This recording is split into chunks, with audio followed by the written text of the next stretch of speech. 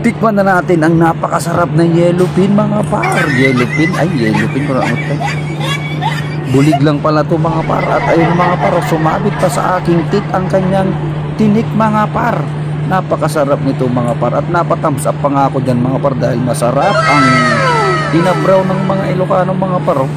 Pinukulaan ko lang yung yellowfin mga par sa pagkakilagyan ko ng malunggay na pampalakas ng buto mga par. Pampalakas daw to ng buto mga par ang marunggay. At ito ang kinalabasan niyan mga par.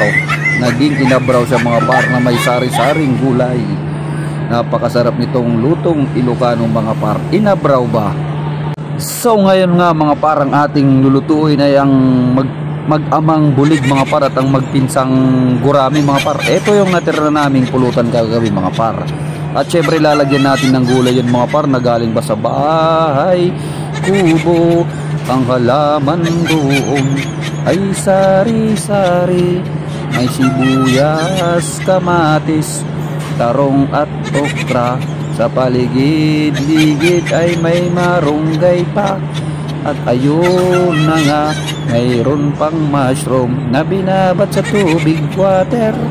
At ito pa ang isa, ang ulo ng dinosaur. At pinakuluan na rin ang kamatis at sibuyas.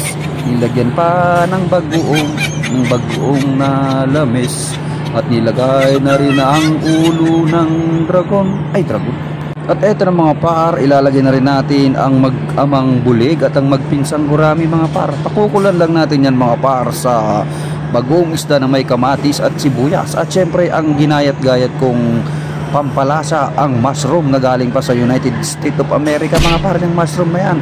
At eto na mga par, kumukulo na ang ating mga isda mga par. At syempre ilalagay na rin natin ang mga gulay. Syempre binabad ko muna yung mga par sa tubig water na galing pa sa Pacific Ocean. At syempre binabad ko na rin ang marunggay na pampalakas ng buto mga par. Ayan o, nakababad na yung mga par. At syempre ilalagay na rin natin yan sa lagayan niya mga par. Ayan o, sa may kumukulong isda mga par. Ayan, lalagay na rin natin lahat ng mga sari-saring gulay. Yan mga par, napakasarap ito mga par. Ganito lang magluto ng napakasimpleng lutong Ilocano mga par, inabraw. Healthy food ba? At ito mga par, medyo okay na at green na green din mga par. At nilagyan ko na rin yan ng pampalasa. At syempre nilagay ko na ang kanyang marunggay mga par, ang pampalakas ng buto mga par, ang marunggay baw. At ito na mga par, naluto na ang ating pagkain mga par yan o. Inabraw lang to mga par, napakasarap nito mga par. At syempre simpleng lutuin lang mga par. At syempre mga par, ano pa ang aking gagawin kundi kainin na natin to mga par, baka kainin pa ng pusa. At una ko ang titikman ang kanyang katawan ng bulig mga par. At lagyan ko pa ng yan ng sili mga par, ayan o. At yun, nagulo yung camera.